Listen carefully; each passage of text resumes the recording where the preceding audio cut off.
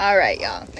Now we're getting to the ones that everybody, I think, is actually going to really want to listen to. I don't know if anybody really cares about the ones that have to do with my childhood trauma, but I think they're important. It's the sake of this page, so, you know.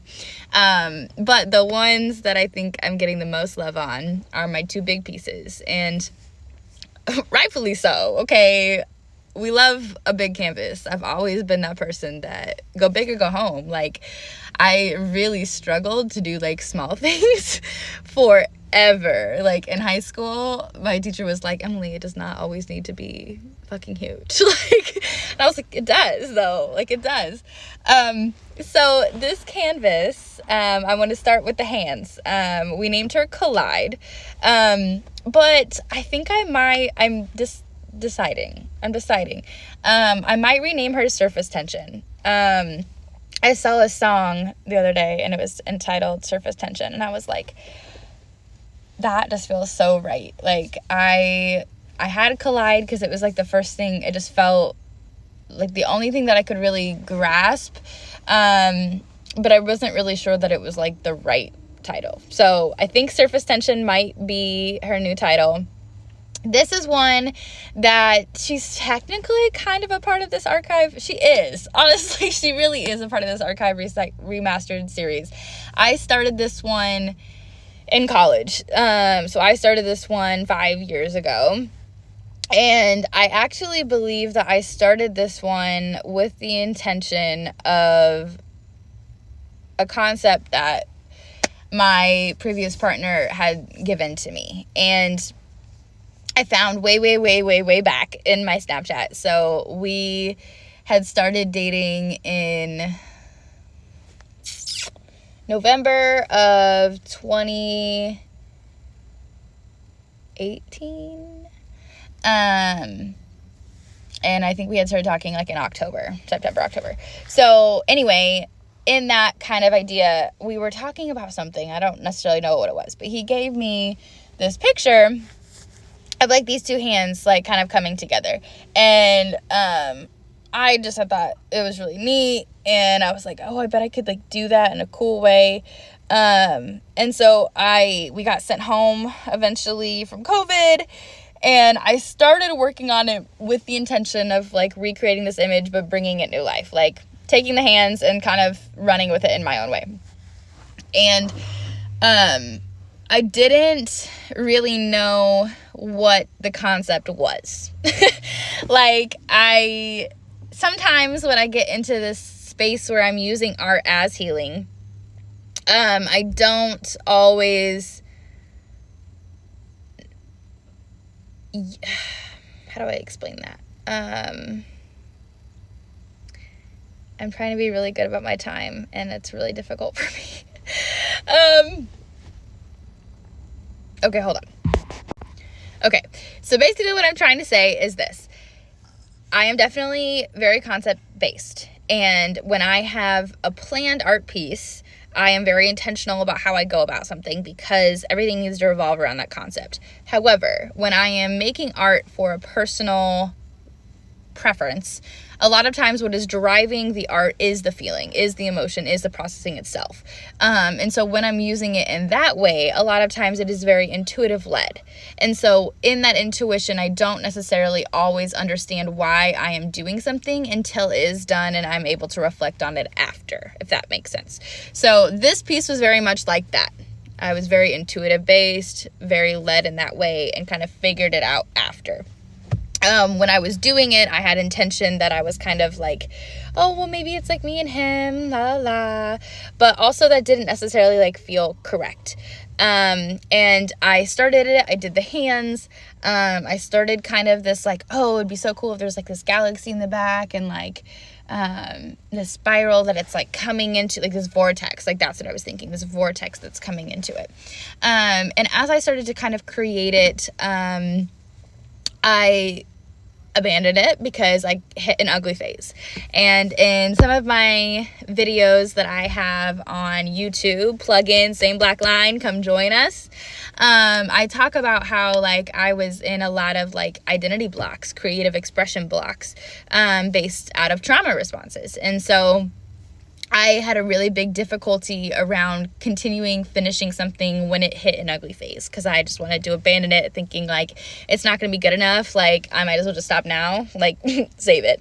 And so I hit that phase and I stopped, and I did not work with her for a very long time. And at that point, it didn't feel like it was me and him anymore. It felt like maybe it was like two counterparts of one person. Like maybe it's like the divine masculine meets the divine feminine. Maybe it's like self-actualization meeting like somebody where they're at. I wasn't sure. However, it is what it is.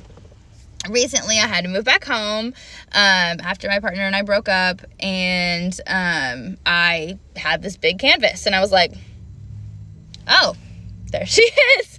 And I didn't have a whole lot to do. And I was like, I'm reworking this art that I have because I can't get rid of it like this. I don't want to burn it. I don't want to waste my materials. I don't want to waste my cost. And I started to realize, like I mentioned, like the reason why I was having these expression blocks.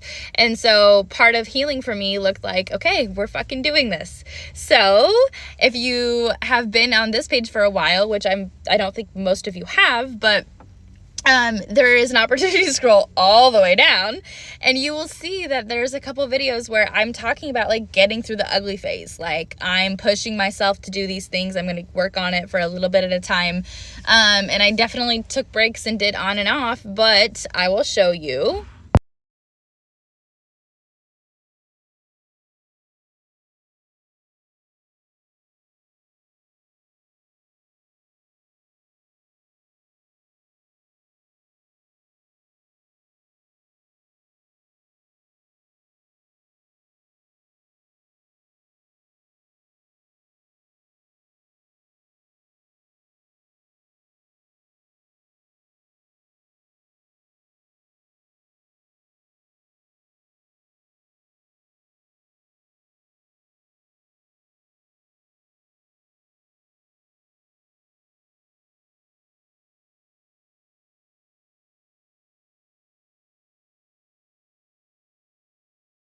So when I had this gallery showing, I knew that I was almost done with it at that point, and I just needed to play around with it a little bit longer.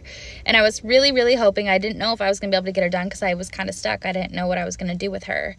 But I was working on some other things, and while I was doing it, I had bought an iridescent acrylic medium, essentially, and was just kind of playing around. And I thought, you know what, like, no harm, no foul. Like, I think some iridescent would be cool. Like, it definitely, like, kind of fits the theme.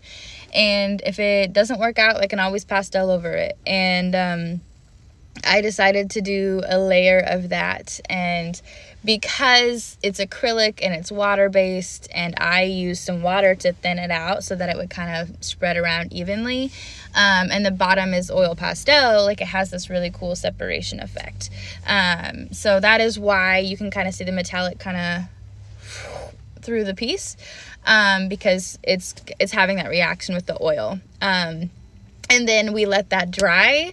And then, I don't know if you know this about me, probably not, but in Emily's Little Artist World, I am a little bit of a resin addict. I love a resin. I think it adds depth, it adds shellac, it adds a nice little glass, it adds some protection. I'm here for it.